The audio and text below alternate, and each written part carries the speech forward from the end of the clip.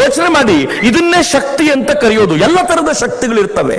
ಸಾತ್ವಿಕ ಶಕ್ತಿ ಇರುತ್ತೆ, ರಾಜಸಿಕ ಶಕ್ತಿ ಇರುತ್ತೆ, ತಾಮಸಿಕ ಶಕ್ತಿ ಇರುತ್ತೆ.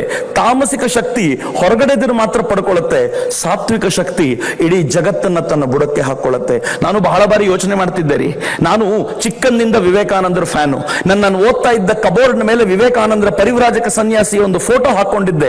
ದೇವರಾಣಿಗೂ ಹೇಳ್ತೀನಿ, ಅವತ್ತು ವಿವೇಕಾನಂದರು ಅಂದ್ರೆ ಯಾರು ಅಂತ ಗೊತ್ತಿರಲಿಲ್ಲ ನನಗೆ. ಈ ಫೋಟೋ ನಂಗೆ ಬಹಳ ಹಿಡಿಸುತ್ತೆ ಅನ್ನೋ ಕಾರಣಕ್ಕೋಸ್ಕರ ಹಾಕೊಂಡವನು. ಓದ್ತಾ ಓದ್ತಾ ಓದ್ತಾ ಹುಚ್ಚಿಡಿಸ್ಬಿಟ್ರು ಸ್ವಾಮೀಜಿ. ಎಷ್ಟು ಹುಚ್ಚಿಡಿಸ್ಬಿಟ್ರು ಅಂತಂದ್ರೆ ಎಲ್ಲವನ್ನೂ ಬಿಟ್ಟು ನಿಮಗೋಸ್ಕರ ಬದುಕಬೇಕು ಅಂತ ಅನ್ನಿಸ್ತು. ಯಾಕಂದ್ರೆ ನಂಗೆ ಚೆನ್ನಾಗಿ ಗೊತ್ತಿತ್ತು, ವಿವೇಕಾನಂದರಿಗೋಸ್ಕರ ಬದುಕೋದು ಅಂದ್ರೆ ಭಾರತಕ್ಕೋಸ್ಕರ ಬದುಕೋದು ಅಂತ. ವಿವೇಕಾನಂದರಿಗೋಸ್ಕರ ಬದುಕೋದು ಅಂತಂದ್ರೆ ಈ ದೇಶದ ಔನ್ನತ್ಯಕ್ಕೋಸ್ಕರ ಬದುಕೋದು ಅಂತ ಅರ್ಥ. ವಿವೇಕಾನಂದರ ಕನಸನ್ನ ಸಾಕಾರ ಮಾಡ್ಲಿಕ್ಕೋಸ್ಕರ ಬದುಕೋದು ಅಂತಂದ್ರೆ ಈ ರಾಷ್ಟ್ರವನ್ನ ಜಗದ್ಗುರು ಮಾಡೋದು ಅಂತ ಅರ್ಥ. ಯಾರೋ ಕೇಳಿದ್ರು ಸ್ವಾಮಿ ವಿವೇಕಾನಂದರನ್ನ, ನಿಮ್ ಕನಸೇನು ಅಂತ. ಏನೇನೋ ಹೇಳ್ಬೋದಿತ್ತು 30ರ ತರುಣ. ಸ್ವಾಮಿ ವಿವೇಕಾನಂದರು ಹೇಳ್ತಾರೆ, ನನ್ನ ದೇಶ ನನ್ನ ಧರ್ಮ, ಜಗತ್ತಿನ ಯಾವುದೇ ದೇಶ ಯಾವುದೇ ಧರ್ಮಗಳಿಗಿಂತ ಗುಲಗಂಜಿಯಷ್ಟು ಕಡಿಮೆ ಇಲ್ಲ ಅನ್ನೋದನ್ನು ಸಾಬೀತುಪಡಿಸೋದು ನನ್ನ ಜೀವನದ ಗುರಿ ಅಂತ ಈ ಪುಣ್ಯಾತ್ಮ ಹೇಳ್ತಾನಲ್ಲ. ಈ ಗುರಿಯನ್ನ ಸಾಕಾರಗೊಳಿಸೋ ಜವಾಬ್ದಾರಿ ಯಾರದ್ದು ಅಂತಂದ್ರೆ ಅದು ನಮ್ಮದ್ದು ಅಂತ ನೆನಪಿಸುವಂತ ಒಂದು ಪ್ರಯತ್ನ ಅಷ್ಟೇ. ವಿವೇಕಾನಂದರು ಇಡೀ ಯುರೋಪ್ ಅಮೆರಿಕಾನ 4 ವರ್ಷಗಳ ಕಾಲ ತಿರುಗಾಡಿದ್ರು. 4 ವರ್ಷ ಯುರೋಪ್ ಅಮೆರಿಕಾದಲ್ಲಿ ಸ್ವಾಮೀಜಿ ಮಾಡಿದ ಪ್ರಭಾವ ಎಂತದ್ದು ಅಂತಂದ್ರೆ ಆರಾಮಾಗಿದ್ರು ಅಂತ ತಿಳ್ಕೊಳ್ಬೇಡಿ. ನಾನು ಯಾಕೆ ಇಷ್ಟನ್ನು ಹೇಳ್ತಿದ್ದೀನಿ, ದಯವಿಟ್ಟು ಮನೆಗೆ ಹೋಗಿ ಅಥವಾ ಹೋಗ್ಬೇಕಾದ್ರೆ ಬುಕ್ ಸ್ಟಾಲ್ ಯಾವ್ದಾದ್ರು ಒಂದು ಪುಸ್ತಕ ವಿವೇಕಾನಂದರದನ್ನು ಕೊಂಡ್ಕೊಳ್ಳಿ. ಆ ಪುಸ್ತಕದ ಮೇಲೆ ಕಣ್ಣಾಡಿಸಿ, ವಿವೇಕಾನಂದರು ನಿಮ್ ಲೈಫ್ ಚೇಂಜ್ ಮಾಡದೆ ಹೋದ್ರೆ ನಾನು ಚಾಲೆಂಜ್ ಮಾಡ್ತೀನಿ, ವಿವೇಕಾನಂದರು ಚೇಂಜ್ ಮಾಡ್ತಾರೆ. ಬಹಳ ಜನ ಕೇಳ್ತಾರೆ, ವಿವೇಕಾನಂದರನ್ನು ಓದಿದ್ರೆ ಏನಾಗುತ್ತೆ ಸರ್, ನಾವು ಸನ್ಯಾಸಿ ಆಗ್ಬಿಡ್ತೀವ ಅಂತ. ದೇವರಾಣೆಗೂ ಆಗಲ್ಲ ರೀ. ಸನ್ಯಾಸಿ ಆಗೋದು ಬಹಳ ಸುಲಭದ ಕೆಲಸ ಅಲ್ಲ. ಇವತ್ತಿನ ಸನ್ಯಾಸಿಗಳನ್ನು ನೋಡಿದಾಗ್ಲಂತೂ ಬಹಳ ಕಷ್ಟ ಅಂತ ನೋಡಿದ್ರೆ ಗೊತ್ತಾಗ್ಬಿಡುತ್ತೆ, ಅಷ್ಟು ಸುಲಭ ಇಲ್ಲ. ಸನ್ಯಾಸಿ ಆಗೋದು ವಿವೇಕಾನಂದರನ್ನು ಓದಿದಾಗ ಯಾವ ತರ ಅನ್ನೋದನ್ನ ಯೋಚನೆ ಮಾಡಿ. ನೀವು ಸ್ಟೂಡೆಂಟ್ ಆಗಿದ್ರೆ ನಿಜವಾಗ್ಲೂ ವಿವೇಕಾನಂದರನ್ನು ಓದ್ಕೊಂಡ್ರೆ ಬೆಸ್ಟ್ ಸ್ಟೂಡೆಂಟ್ ಆಗಿ ಹೊರಗಡೆ ಬರ್ತೀರಾ. ನೀವು ಡಾಕ್ಟರ್ ಆಗಿದ್ರೆ ವಿವೇಕಾನಂದರು ನಿಮ್ಮ ಒಳಗೆ ಹೊಕ್ಕರೆ ನೀವು ಒಳ್ಳೆ ಡಾಕ್ಟರ್ ಆಗಿ ಹೊರಗೆ ಬರ್ತೀರಾ. ನೀವು ಇಂಜಿನಿಯರ್ ಆಗಿದ್ರೆ ವಿವೇಕಾನಂದರನ್ನು ಓದ್ಕೊಂಡ್ರೆ ಒಳ್ಳೆ ಇಂಜಿನಿಯರ್ ಆಗಿ ಹೊರಗೆ ಬರ್ತೀರಾ. ನೀವು ಪೊಲಿಟಿಷಿಯನ್ ಆಗಿದ್ರೆ ಸತ್ಯ ಹೇಳ್ತೀನಿ, ವಿವೇಕಾನಂದರ ನಿಮ್ಮನ್ನ ಹೊಕ್ಕರೆ 100% ಈ ದೇಶವನ್ನು ಆಳುವ ಅದ್ಭುತ ನಾಯಕರಾಗಿ ಹೊರಗೆ ಬರ್ತೀರಾ ಅನ್ನೋದರಲ್ಲಿ ಅನುಮಾನವೇ ಇಲ್ಲ. ವಿವೇಕಾನಂದರು ಹೊಕ್ಕಬೇಕು ಅಷ್ಟೇ. ಯಾವತ್ತು ವಿವೇಕಾನಂದರು ನಮ್ಮ ನರನಾಡಿಗಳಲ್ಲಿ ಹರಿತಾರೋ ಅವತ್ತೊಂದು ಶ್ರೇಷ್ಠ ಶಕ್ತಿ ನಿರ್ಮಾಣ ಆಗುತ್ತೆ. ಇವತ್ತು ಬೆಳಗ್ಗೆ ಒಂದಷ್ಟು ಹುಡುಗರು ಸಿಕ್ಕಿದ್ರು ನನಗೆ. ನಾನು ಕೇಳಿದೆ ಅವರಿಗೆ, ನಿಮ್ ಬ್ಲಡ್ ಗ್ರೂಪ್ ಯಾವುದು ಅಂತ. ಕೆಲವರು O+ ಅಂದ್ರು, ಕೆಲವರು A+ ಅಂದ್ರು, ಕೆಲವರು AB+ ಅಂತಂದ್ರು. ನಾನು ಹೇಳಿದೆ, ಇನ್ನು ಮುಂದೆ ಬ್ಲಡ್ ಗ್ರೂಪ್ ಏನು ಅಂತ ಹೇಳಬೇಕಾದ್ರೆ V+ ಅಂತ ಹೇಳೋಣ. Vivekananda plus, positive Vivekananda is flowing into us. ಇದು ಯಾರೊಳಗೆ ಫ್ಲೋ ಆಗಿತ್ತು ಗೊತ್ತೇನು? ಈ ದೇಶಕ್ಕೆ ನೋಬೆಲ್ ಲಾರೆಟ್ ಬಂದಿದ್ದಾಗ, ಫ್ರೆಂಚ್ ನೋಬೆಲ್ ಲಾರೆಟ್ ಒಬ್ಬ ಬಂದಿದ್ದ.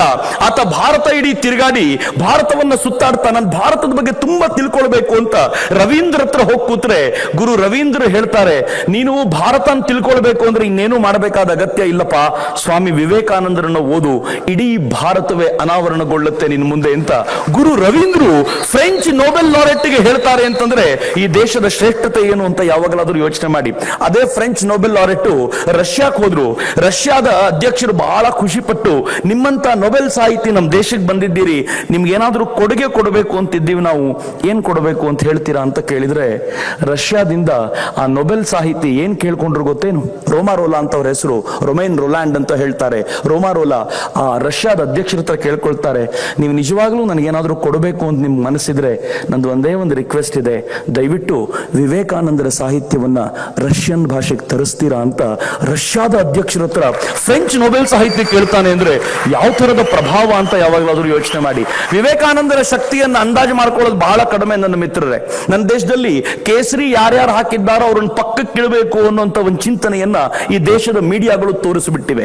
ಈ ದೇಶದಲ್ಲಿ ಯಾರು ಎಂತ ಕೆಟ್ಟ ಕೆಲಸ ಮಾಡಿದ್ರು ಕೂಡ ಅದು ಹೈಲೈಟ್ ಆಗೋದಿಲ್ಲ.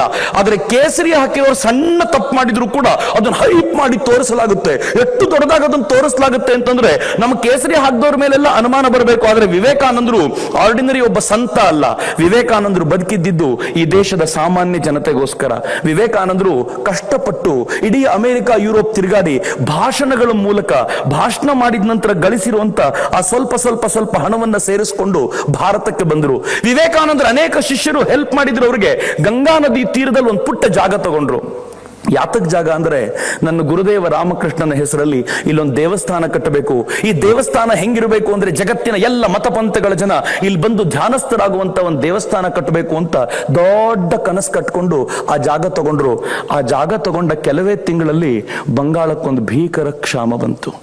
ಸ್ವಾಮೀಜಿ ತಮ್ಮ ಶಿಷ್ಯರನ್ನೆಲ್ಲ ಕರೆದು ಹೇಳಿದ್ರು, ನೋಡ್ರಪ್ಪ, ನಾವೆಲ್ಲ ಸನ್ಯಾಸಿಗಳು ಕೂತು ಉಣ್ಲಿಕ್ಕೆ ಬಂದವಲ್ಲ. ಕ್ಷಾಮದಿಂದ ಜನ ನರಳುತ್ತಾ ಇರಬೇಕಾದ್ರೆ ಈ ಕೆಲಸ ಮಾಡೋ ಯೋಗ್ಯತೆ ನಮಗಿಲ್ಲ. ನಾವೆಲ್ಲ ಹೋಗೋಣ. ಯಾರ್ಯಾರು ಒದ್ದಾಡ್ತಿದ್ದಾರೋ, ನೋವಿನಲ್ಲಿದ್ದಾರೋ, ಬೆಂದಿದ್ದಾರೋ, ಹಸುವಿನಿಂದ ಒದ್ದಾಡ್ತಿದ್ದಾರೋ ಅವರಿಗೆಲ್ಲ ಊಟ ಬಡಿಸೋಣ. ಇದು ಕೆಲಸ ನಮ್ದಾಗ್ಲಿ, ಬನ್ನಿ ಹೋಗೋಣ ಅಂತ ಕೇಳಿದ್ರೆ ಒಬ್ಬರು ನಿಂತು ಕೇಳಿದ್ರು, ಸ್ವಾಮೀಜಿ ದೊಡ್ಡ ದೊಡ್ಡ ಪ್ರಾಜೆಕ್ಟ್ ಕೊಡ್ತಿದ್ದೀರಿ, ದುಡ್ಡೆಲ್ಲಿದೆ? ಸ್ವಾಮೀಜಿನ ಒಂದ್ಸಲ ಶಾಕ್ ಆದ್ರು. ಹೌದಲ್ಲ, ದುಡ್ಡೆಲ್ಲಿದೆ? ಸಡನ್ ಫ್ಲಾಶ್ ಆಯ್ತು ಅವ್ರಿಗೆ. ದುಡ್ಡೆಲ್ಲಿದೆ ಅಂತ ಕೇಳ್ತಿಯಲ್ಲಪ್ಪ, ಈಗ ತಾನೇ ಹೊಸ ಜಮೀನ್ ತಗೊಂಡಿದ್ದೀವಿ ಮಂದಿರ ಕಟ್ಟಬೇಕು ಅಂತ. ಆ ಜಮೀನನ್ನು ಮಾರಾಟ ಮಾಡ್ಬಿಡೋಣ, ಬಂದ ದುಡ್ಡನ್ನ ಈ ದೇಶದ ಜನರ ಸೇವೆಗೋಸ್ಕರ ಅರ್ಪಿಸೋಣ ಅಂತ ಕೇಳಿದ್ರೆ ಪಕ್ಕದಲ್ಲಿದ್ದೊಬ್ಬ ಸೋದರ ಸನ್ಯಾಸಿ ಕೇಳಿದ್ರು, ಸ್ವಾಮೀಜಿ ಅತ್ಯಂತ ಪ್ರೀತಿಯಿಂದ ಮಂದಿರ ಕಟ್ಟಬೇಕು ಅಂತ ತಂದಿದ್ದೀರಿ, ನಾವೆಲ್ಲ ಉಳ್ಕೊಳ್ಳೋ ಜಾಗ ಅದು, ಅದನ್ನೇ ಮಾರ್ತೀನಿ ಅಂತಿರಲ್ಲ ಅಂದ್ರೆ ಏನಂದ್ರು ಗೊತ್ತಾ ಸ್ವಾಮೀಜಿ? ಹೇಯ್, ಕಾವಿ ಹಾಕಿರೋ ಸನ್ಯಾಸಿಗಳು ನಾವು. ಈಗ ಮರದ ಕೆಳಗೆ ಕೂತ್ಕೊಂಡು ಧ್ಯಾನ ಮಾಡು ಅಂದ್ರೆ ಮಾಡಬೇಕು, ಅಲ್ಲೇ ಮಲ್ಕೊಳ್ಳೋ ಅಂದ್ರು ಮಲ್ಕೊಳ್ಳಿಕ್ ಆಗ್ಬೇಕು. ಈಗ ತೋಟದಲ್ಲಿ ಗದ್ದೆಯಲ್ಲಿ ಕೆಲಸ ಮಾಡು ಅಂದ್ರೆ ಕೆಲಸ ಮಾಡಬೇಕು. ಭಗವದ್ಗೀತೆ ಬಗ್ಗೆ ಪ್ರವಚನ ಮಾಡು ಅಂದ್ರೆ ಮರುಕ್ಷಣದಲ್ಲಿ ಮಾಡ್ಲಿಕ್ಕೆ ಸಿದ್ಧನಾಗಬೇಕು. ಗದ್ದೆಯಲ್ಲಿ ಬೆಳೆದಿರೋ ವಸ್ತು ಮಾರ್ಕೊಂಡು ಬರ್ಲಿಕ್ಕೂ ಸಿದ್ಧನಾಗಬೇಕು. ಸಮಾಜದಲ್ಲಿ ಕಣ್ಣೀರು ಇಡ್ತಾ ಇರೋಣ, ಕಣ್ಣೀರು ಒರೆಸ್ಲಿಕ್ಕೆ ನಮ್ಮ ಹತ್ರ ಸಾಧ್ಯ ಆಗಬೇಕು. ಆಗ ಮಾತ್ರ ನಾವು ಸನ್ಯಾಸಿಗಳು ಅಂತ ಸನ್ಯಾಸಕ್ಕೊಂದು ಹೊಸ ಭಾಷ್ಯವನ್ನ ಸ್ವಾಮಿ ವಿವೇಕಾನಂದರು ಕೊಟ್ಟರು. ಈ ಭಾಷ್ಯ ಹೆಂಗಿತ್ತು ಅಂತಂದ್ರೆ, ವಿವೇಕಾನಂದರ ನಂತರ ಆ ಪರಂಪರೆಯಲ್ಲಿ ಬಂದ ಎಲ್ಲರದ ಜೀವನ ಉದ್ದೇಶ ಏನು ಅಂತ ಕೇಳಿದ್ರೆ ಒಂದೇ ಒಂದು, ಈ ದೇಶದ ಜನರ ಸೇವೆಗೆ ನಾವು ಸಿದ್ಧರಾಗಬೇಕು ಅಂತ. ವಿವೇಕಾನಂದರು ಕೊಟ್ಟ ಆದರ್ಶವೇ ಅಂತದ್ದು ರೀ. ನಿಮ್ಗೆ ಗೊತ್ತಿರ್ಲಿ, ವಿವೇಕಾನಂದರು ಕೇಳಿದ್ರು, ನನಗೊಂದು 100 ಜನ ಬೇಕ್ರಪ್ಪ, ಈ 100 ಜನ ಸಿಕ್ಕಿದ್ರೆ ನನ್ನ ದೇಶದ ಇತಿಹಾಸವನ್ನ, ದೇಶದ ಚಿತ್ರಣವನ್ನ ಬದಲಾಯಿಸ್ತೀನಿ ಅಂತ. ಆದ್ರೆ ಎಂಥ 100 ಜನ ಕೇಳಿದ್ರು ಗೊತ್ತೇನು? ವಿವೇಕಾನಂದರು ಕೇಳಿದ 100 ಜನ ಹೆಂಗಿದ್ರು ಅಂತಂದ್ರೆ, ಕಬ್ಬಿಣದಂತ ಮಾಂಸಖಂಡ ಇರಬೇಕು, ಉಕ್ಕಿನ ನರಮಂಡಲ ಇರಬೇಕು, ಮಿಂಚಿನಂತ ಬುದ್ಧಿಶಕ್ತಿ ಇರಬೇಕು. ಇಷ್ಟಿದ್ರೆ ಸಾಕಾಗ್ಲಿಲ್ವಂತೆ. ಅಗೋ ನೋಡು ಗುಡ್ಡ ಅಂದ್ರೆ ಅವನು ಗುಡ್ಡ ನೋಡಬಾರ್ದಂತೆ, ಪುಡಿ ಮಾಡ್ಬೇಕಾ ಸ್ವಾಮೀಜಿ ಅದನ್ನ ಅಂತ ಕೇಳಬೇಕಂತೆ. ಈ ವಿಲ್ ಪವರ್ ಇರುವಂತ 100 ಜನರನ್ನು ಕೊಡ್ರಪ್ಪ ಅಂತ ಸ್ವಾಮಿ ವಿವೇಕಾನಂದರು ಕೇಳಿದ್ರು. ಆದ್ರೆ ಯೋಚನೆ ಮಾಡ್ರಪ್ಪ, ಇಲ್ಲಿ ನಾವು ಹೆಚ್ಚು ಕಡಿಮೆ 1000 ಜನ ಇದ್ದೀವಿ, ಇದರಲ್ಲಿ 10% ಅಂದ್ರೆ 100 ಜನ.